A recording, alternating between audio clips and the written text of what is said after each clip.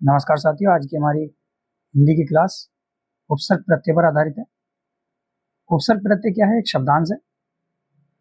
परिभाषा है इसकी, उपसर्ग शब्द दो शब्दों से मिलकर बनता है, उप और सर्ग से। उप का मतलब है समीप और सर्ग का मतलब है सृष्टि करना, अर्थात वे शब्दांश जो किसी शब्द के पहले जुड़कर उनके अर्थ में परिवर्तन ला देते हैं उन्हें उपसर्ग कहते हैं।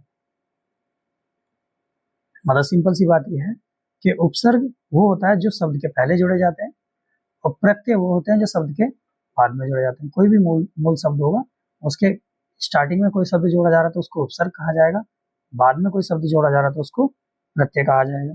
जैसे एक शब्द दे रखा है यहाँ पे अधिक, और अधिक के आगे हमने क्या लगाया? अति जोड़ा है, तो अति प्लस अधिक मिलकर क्या हो गया? अत्यधिक हो गया। ये दोनों मिले किस हिसाब से? वो आपका संधि का चैप्टर है, संधि की क्लास मैंने इस वीडियो में इसमें चैनल पे अपलोड की हुई है, तो आप लोग एक बार संधि की क्लास आप देख सकते हैं, उससे आपको और अच्छे से क्लियर हो जाएगा। तो अत्यधिक का अधिक का मतलब तो आपको पता है ज्यादा होता है, पर अत्यधिक का मतलब क्या हो गया? और ज्यादा। शब्द का जो मीनिंग है वो चेंज हो जाता है। उसके बाद है जैसे हार। हार एक शब्द है, हार के आगे अगर उप लगा दिया तो ये क्या हो जाएगा? उपहार हो जाएगा। और उपहार का मतलब क्या होता है? कोई भेंट, कोई गिफ्ट हम देते हैं उसको क्या बोलते हैं? उपहार बोलते हैं। जैसे हार के आगे आ लगा देते हैं तो आ लगाने से क्या हो जाएगा? ये आहार हो जाएगा। आहार मतलब भोजन होता है। इसी तरीके से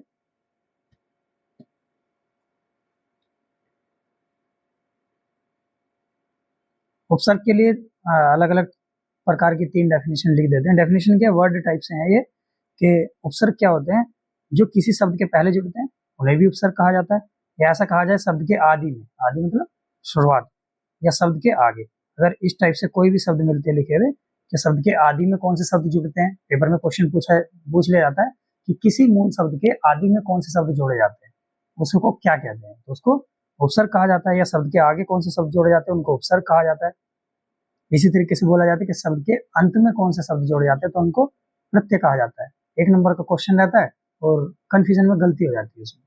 चलिए, उपसर्ग जो है संस्कृत में उपसर्ग की संख्या कितनी होती है? 22 होती है। 22 कौन कौन से? नंबर फर्स्ट है अति। अति मतलब जहां जहां अति लग जाएगा उसका मतलब है अधिक। जैसे अतिशय, अत्यधिक, अत्यंत, अतिरिक्त, अति सुंदर, अति आवश्यक, अतिक्रमण और अति उत्तम। अति उत्तम का मतलब है अति उत्तम, मतलब कोई व्यक्ति उत्तम तो है और उसके आगे अगर अति लगा दिया तो अति का मतलब हो गया कि वह बहुत ज्यादा उत्तम है। इसी तरीके से अधिक। अधिक का अर्थ क्या होता है? अधिक का अर्थ होता है श्रेष्ठ या ऊपर। जिस भी किसी शब्द के आगे अधि आ जाएगा तो उसका मतलब क्या है? उसको श्रेष्ठ दिखाने की कोशिश की जा रही है बाकी से। जैसे अधिकृत, अधिकार, अधिनियम, अधिपति, अधिनायक, अधिकरण, अधिक्षण, अध्यादेश, अध्यक्ष, अध्ययन, अध्यापक। जो शब्द यहाँ पे लिखे हुए हैं वो तो लिखे हुए हैं, आपने भी कोशिश करनी है 1 या 2 शब्द अपने पास से एक्स्ट्रा सोचने हैं इसी शब्द के ऊपर, और उनको अपनी कॉपी में जरूर लिखना है ताकि आपको क्लियर हो जाए कि हाँ, इससे हम किस प्रकार के शब्द और बना सकते हैं। तीसरा है इसमें अनु। अनु का मतलब क्या होता है? अनु का मतलब होता है पीछे या समान। जैसे अन्वय, अणवीक्षण, अनुचर, अनुकरण, अनुसार, अनुभव, अन्वेक्षण, अनुच्छेद, अनुसार, अनुगामी, अनुवाद, अनुकूल, अनुमान, अनुभव। ये सभी क्या हो गया? अनु से बनने वाले शब्द हैं। फोर्थ इसमें, अच्छा ये भी ध्यान रखना कि ये सभी संस्कृत के उपसर्ग हैं, तो इनसे जितने भी शब्द बनने हैं वो सभी संस्कृत वाले शब्द बनने हैं। जो तत्सम तद्भव में भी पूछे जाते हैं उसमें भी आपको क्लियर हो जाएगा कि ये शब्द हमारे संस्कृत वाले तो ये सभी तत्सम में आएंगे, और जो हिंदी वाले शब्द होते हैं वो सभी तद्भव में आएंगे। तो वो भी चीज आपको यहीं से क्लियर हो जाएगी। उसके बाद है अप यानी बुरा या हीन। तो अप का क्या हो जाएगा? अपकृश, अपशब्द, अपवाद, अपकार, अपमान, अपव्यय, अपहरण, अपयश, अपशकुन, अपकीर्ति और अपराध। इसी तरीके से अभी, अभी का मतलब हो जाएगा पास या सामने, तो इसका हो जाएगा अभ्युदय, अभ्यास, अभियंतर, अभिनव, अभिषेक, अभिमान, अभियान, अभिनय, अभिनेता, अभिष्ट और अभिश्राप। अव का मतलब होता है नीच या हीन। जैसे अवशेष, अवतार, अवनति, अवतरण। अवनति क्या है? जैसे किसी की उन्नति हो रही है तो उन्नति का अपोजिट क्या हो गया? अवनति, यानी उसको नीचा दिखाने की कोशिश की जा रही है। इसी तरीके से अवज्ञा। अवज्ञा का मतलब हो गया जैसे किसी की आज्ञा मान रहे हैं तो आज्ञा ना मानना, उसको क्या बोलते हैं? अवज्ञा बोलते हैं। अवकाश, छुट्टी के लिए। अवगुण, किसी में गुण नहीं है उसको अवगुण बोलते हैं।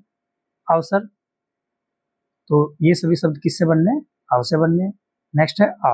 आ का मतलब होता है समेत या तक, जैसे आगम, आहार, आजीवन, आमरण, आघात, आगाज, आमोद, आतप, आरक्षण, आगमन, आक्रमण, उधार और आकंठ।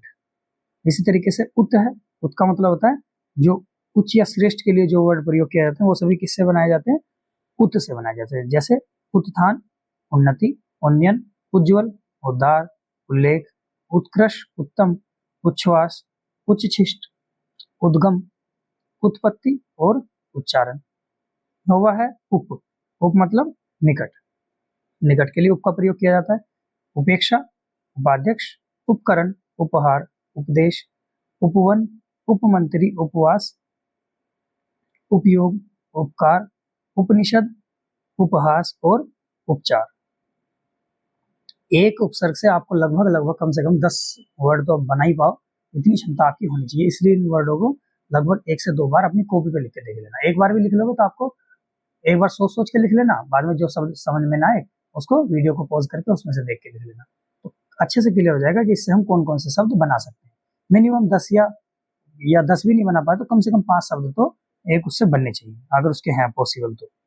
नेक्स्ट है दूर। दूर मतलब बुरा या कठिन, जैसे दुराशा, दुर्व्यवस्था, दुर्जन, दुर्लभ, दुर्बल, दुर्दशा, दुर्गम, दुरुपयोग, दुरूह, दुर्व्यवहार और दुर्गति। उसके बाद है 11वां है दुष। दुष मतलब बुरा के लिए प्रयोग करते हैं, जैसे दुशासन, दुस्साहस, दुशाध्य और दुश्चरित्र। निर शब्द किसके लिए प्रयोग करते हैं? निषेध और बिना के लिए, जैसे निर्बल, यानी जिसमें बल ना हो उसको तो निर्बल कहेंगे। निरपराध, जो अपराध में शामिल ना हो वो निरपराध। निर्दय, निर्वाचन, निर्विकार और निर्देश। इसी तरीके से निष्का हो जाएगा निस्संदेह, निष्फल, निष्काम, निश्चल, निश्चय, निस्तार और निश्चित।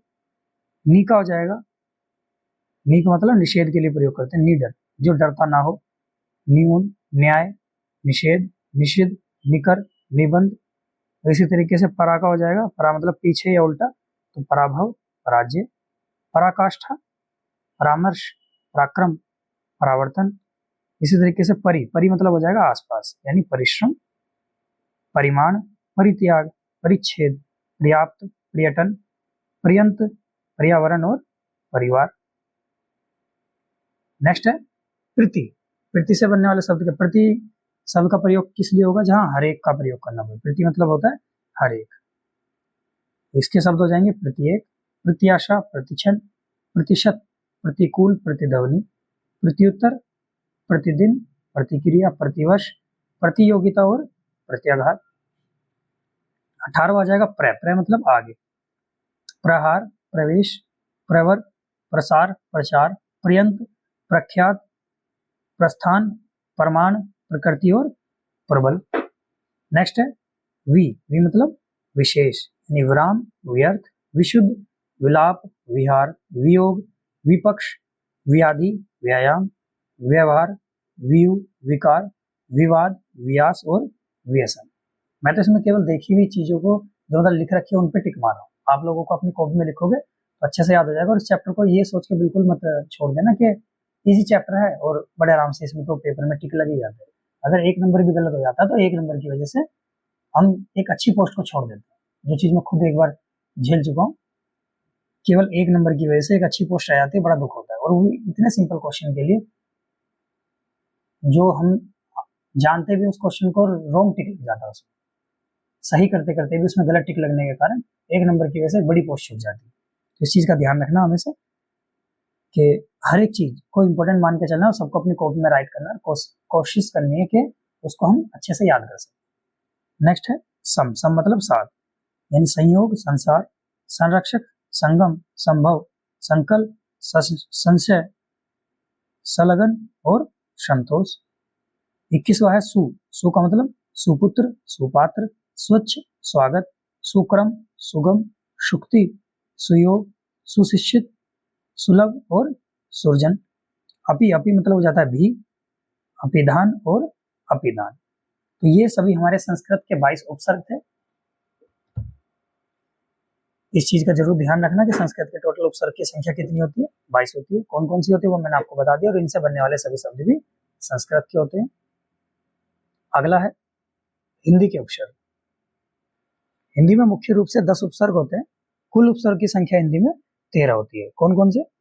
जैसे पहला है ए मतलब अभाव या निषेध। किसी चीज का अभाव अगर प्रकट कर रहे होंगे तो वहां पे क्या लगाएंगे? ए लगाएंगे। जैसे अछूता, अनाथ, अटल, अदे।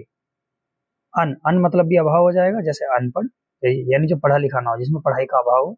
अनमोल, अनबन, अनदेखा, अनसुना, अनचाहा, अनहोनी।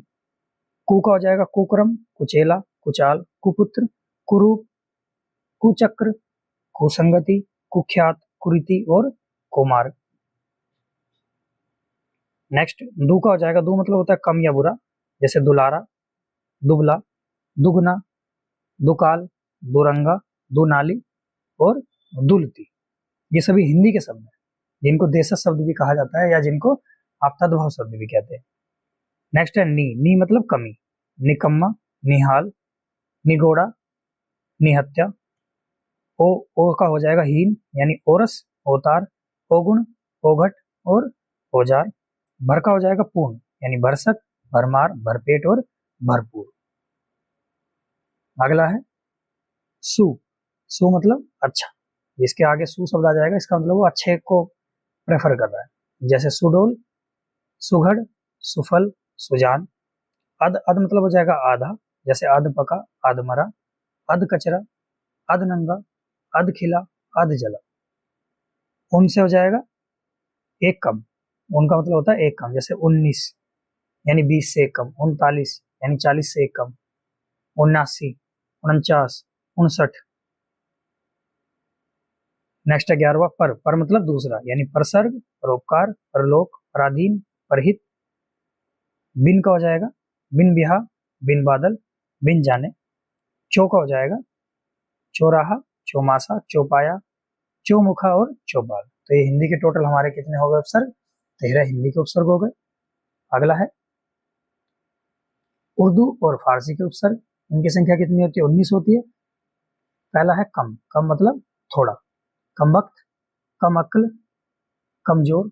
ये क्या है? ये उर्दू फारसी वाले शब्द जो है हमारे विदेशज शब्द में आते हैं, ये उनसे भी आपको विदेशज शब्द का पता चल जाएगा। खुश, खुश मतलब होता है अच्छा, जैसे खुश नसीब, खुश किस्मत, खुश दिल, खुशखबरी, खुशहाल और खुशबू। नेक्स्ट गैर।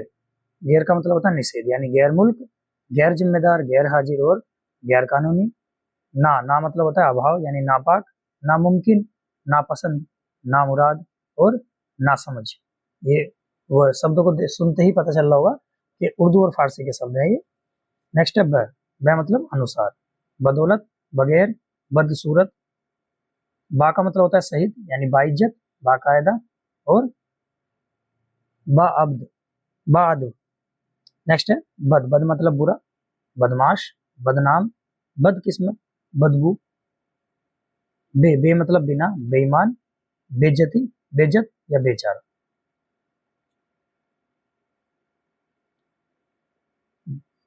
बिला का क्या हो जाएगा? बिलाशक, यानी बिना शब्द से बनता है।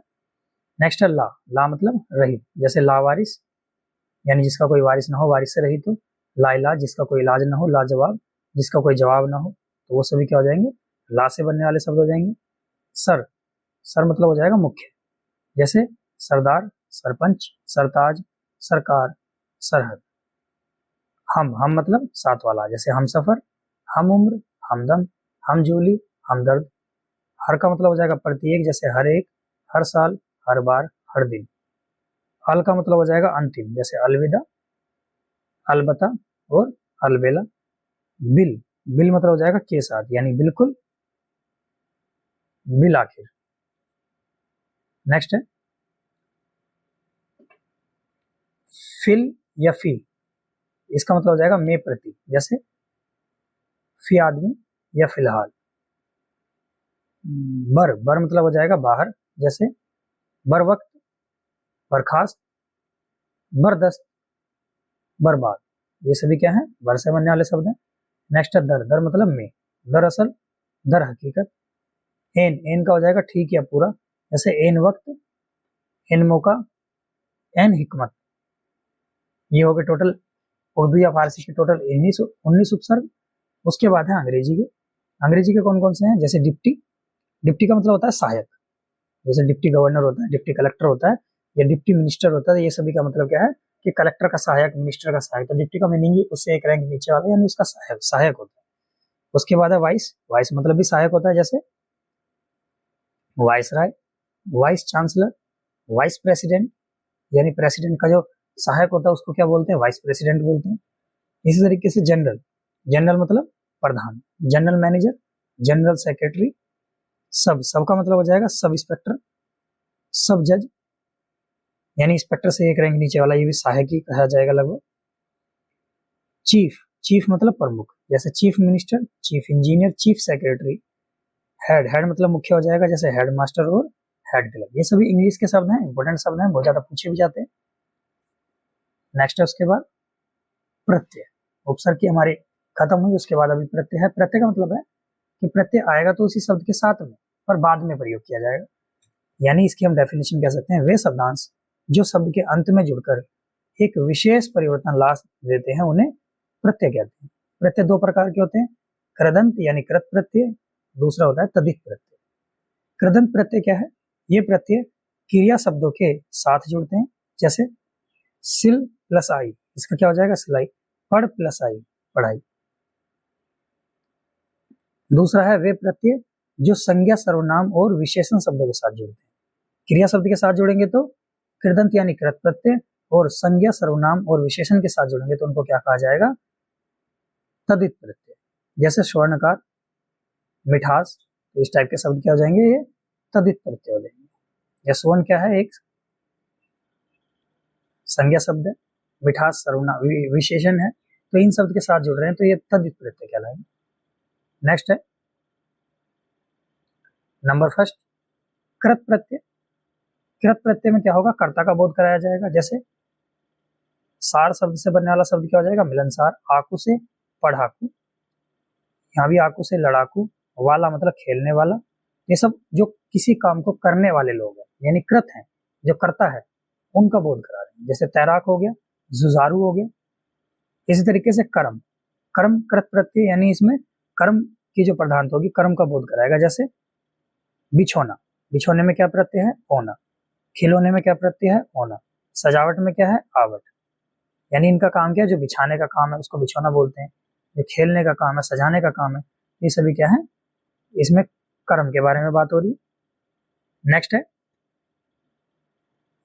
तीसरा करण कृत प्रत्यय। इसमें साधन का बोध होगा। करण तो जो हमारे कारक होते हैं उसकी डेफिनेशन ये है, कर्ता ने कर्म को करण से संप्रदान के लिए पदान से संबंध का के अधिकरण में पर संबोधन है अरे, तो उसमें सबकी जो मैंने कारक की क्लास उसमें पढ़ाया भी है। करण प्रत्यय का काम क्या होता है, करण का होता है, इसमें साधन के बारे में बताया जाएगा कि किस साधन के द्वारा काम हो रहा है। जैसे ओढ़नी, ओढ़नी क्या है, ओढ़ने का साधन। झूला, झूला क्या है, झूलने का साधन, इसमें प्रत्यय क्या है, झूला। ढक्कन, जैसे ढकने का साधन, ये इसमें प्रत्यय है नी, इसमें प्रत्यय, झूला में प्रत्यय है आ, ढक्कन में है अन, और लेखनी में है नी, बेलन में है ना, या बेलना में ना। तो इस टाइप के सभी शब्द क्या है, लेखन का, लेखनी का काम क्या है, लिखने का साधन, और बेलना का काम क्या है, बेलने का साधन। यानी किसी भी चीज का जो साधन प्रयोग हो रहा है वो किस में प्रयोग होगा, आपका करण कृत प्रत्यय में होगा। उसके बाद है भाववाचक कृत प्रत्यय। भाववाचक में क्या है, जैसे आवा शब्द, आवा प्रत्यय से बनने वाले शब्द कौन कौन से हैं, पहनावा, चढ़ावा, छलावा, दिखावा। आवट से हो जाएंगे सजावट, बनावट, और आन से हो जाएंगे उड़ान, मिलान, दौड़ान। जैसे ओती से हो जाएंगे कटौती, चुनौती, आव से हो जाएंगे चढ़ाव, खिंचाव, और आप से हो जाएगा मिलाप, आई से पढ़ाई, सिलाई और लड़ाई। इसी तरीके से क्रियाकृत प्रत्यय है। क्रियाकृत प्रत्यय में क्या होगा, क्रिया का बोध होगा। जैसे ता से बनने वाले शब्द कौन से होंगे, चलता, हंसता, भरता, डूबता। इनके सबके अगर ता आप हटा दो तो आपको इसमें क्रिया शब्द चमकने लगेगा। जब ता की जगह ना लगा के देख लो, यानी चलना, हंसना, भरना, डूबना, तो जिनके शब्द के पीछे ना लगा दिया जाए तो वो सभी क्या होते हैं, क्रिया शब्द हो जाते हैं। इसी तरीके से या से कौन सा बनेगा, खाया, बोया, सोया, इनमें भी आप ना लगा के देखोगे तो खोना, बोना, सोना, यानी सभी क्रिया शब्द हैं। इसी तरीके से भूला, चली, भरी, देख कर, जाकर, इनमें सब में क्या है, कर प्रत्यय है, इसमें ई प्रत्यय है, इसमें आ प्रत्यय है। नेक्स्ट है, ये हो गया सभी कृत प्रत्यय के। उसके बाद है तदित प्रत्यय। तदित प्रत्यय क्या है कि वे शब्दांश जो संज्ञा, सर्वनाम, विशेषण के साथ जुड़ते हैं उनको तदित प्रत्यय बोलते हैं। इसमें पहला है कृत तदित प्रत्यय, यानी कर्ता का बोध कराने वाले तदित प्रत्यय। जैसे वाला से क्या बन जाएगा, दूध वाला, सब्जी वाला, पान वाला, मिठाई वाला। हार से बन जाएगा पालनहार, हार से बन जाएगा गंवार, लोहार, सुनार। वान से होगा गुणवान, चरित्रवान, दयावान। कार का हो जाएगा चित्रकार, सलाहकार, स्वर्णकार। इया का हो जाएगा मजाकिया, छलिया और जड़िया। भाववाचक तद्धित प्रत्यय कौन कौन से होंगे जो भाव का बोध कराएं, जैसे मिठास, कड़वाहट, बचपन, लड़कपन और अपनापन। आयत से हो जाएगा बहुतायत, पंचायत और अपनायत। नेक्स्ट है उनवाचक तद्धित प्रत्यय। उनवाचक मतलब इसमें डोलकी में क्या है, की, छतरी, ई, डिबिया, गुड़िया, खटिया, इसमें इया है प्रत्यय। पगड़ी, लकड़ी, इसमें भी डी है। अच्छा, ये बहुत ही कम पूछा जाता है कि कौन से प्रकार का प्रत्यय है, ज्यादातर बस एक ही चीज पूछी जाती है कि इसमें प्रत्यय शब्द क्या है।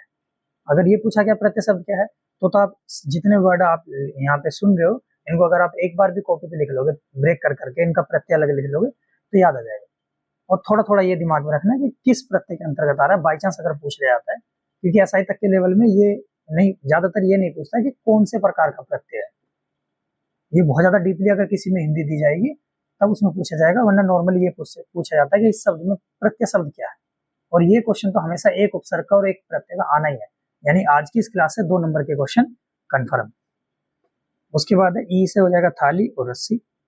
नेक्स्ट है संबंधवाचक तद्धित प्रत्यय। संबंधवाचक में क्या है, ननिहाल, ससुराल, बपोती, भतीजा, मुमेरा, चचेरा, लखनवी, राजस्थानवी और पंजाबी, यानी किसी ना किसी चीज से संबंध जोड़ रखा है, ये संबंधवाचक हो जाएगा। नेक्स्ट है क्रमवाचक यानी गणनावाचक। क्रमवाचक कैसे, 5वां, 8वां, चौथा, तीसरा, दूसरा, यानी लास्ट में शब्द जो है वो प्रत्यय शब्द हो जाएंगे हमारे। ठीक है, वाह, वाह, वाह, था, रा, इस टाइप से। उसके बाद है गुणवाचक तद्धित प्रत्यय। गुणवाचक तद्धित प्रत्यय में क्या हो जाएगा, लालिमा, शापिका, कनिष्ठ, वरिष्ठ, कुलीन, ग्रामीण, मायावी, रसीला, विशेला, ईमानदारी, पापी, ऐतिहासिक और मासिक, ये सभी क्या है, गुणवाचक तद्धित प्रत्यय है। नेक्स्ट है अपत्यवाचक तद्धित प्रत्यय। अपत्यवाचक में क्या हो जाएगा, कौरव, वासुदेव, मानव, गांगे, राधे, दशरथी, मारुति, ये क्या हो जाएंगे, अपत्यवाचक। नेक्स्ट है विशेषणवाचक तद्धित प्रत्यय। जैसे विशेषण उसकी विशेषता बताते हैं ना, मालदार, उम्मीदवार, कुतुबुद्दीन नुमा, कमरबंद, जालसाज, ऊंचा, नीचा, ये सभी क्या है, विशेषण यानी विशेषता बता रहे हैं। और लास्ट है रमणीय, दर्शनीय, पूजनीय, इन सब में प्रत्यय क्या है, अनीय है। व्यथित, कथित, फलित, इन सब में क्या है, इत प्रत्यय है। अड़ियल, मरियल, सड़ियल, इनमें क्या है, यल प्रत्यय है। रखेया, बचेया, डटेया, इनमें एय प्रत्यय है। खवेया, गवेया, इनमें वेया प्रत्यय है। और ठकुराइन, पंडिताइन, इनमें आइन प्रत्यय है। सेठानी, नौकरानी, मथानी, इनमें आनी प्रत्यय है। कुटिल, पंकिल, फेनिल, स्वपिनल और धूमिलल, इनमें हिल प्रत्यय। इसी के साथ हमारी प्रत्यय की क्लास खत्म होती है। लगभग 4 दिन की जो क्लास है 1-1 घंटे वाली, उनको हमने लगभग 20 से 25 मिनट में से कवर करने की कोशिश करी है और उम्मीद है कि सबको अच्छे से समझ में भी आई होगी। थोड़ी सी स्पीड ज्यादा रहती है, अगर किसी को लग रहा है कि स्पीड ज्यादा, तो आप वीडियो को पॉज कर करके उसको अच्छे से लिख लिख के अपना देख लेना। अगर केवल कभी रिवीजन होगा तो आप एक ही बार में क्लास को चलाओगे, पूरा का पूरा चैप्टर आपको एक ही बार में क्लियर हो जाएगा। और इसी हिसाब से, ताकि हमें कॉपी पेन की जरूरत ना पड़े और हमें केवल रिवीजन करना हो, मैंने सारी क्लास उसी हिसाब से ही बहुत कम टाइम में बनाई है, ताकि कम टाइम में आप अच्छे से रिवीजन कर सको। ठीक है, अपनी पढ़ाई को अपना कंटिन्यू रखते रहिए और वीडियो में किसी प्रकार की कोई कमी या कुछ लगता है, अगर वीडियो अच्छी लगती है तो लाइक कर देना, कमेंट में भी बता देना, कोई कमी है तो उसको भी प्लीज़ मुझे सजेस्ट जरूर कर देना, ताकि मैं नेक्स्ट टाइम उसमें उतना ही सुधार ला सकूँ। मिलते हैं नेक्स्ट क्लास में, तब तक के लिए धन्यवाद। जय हिंद, जय भारत।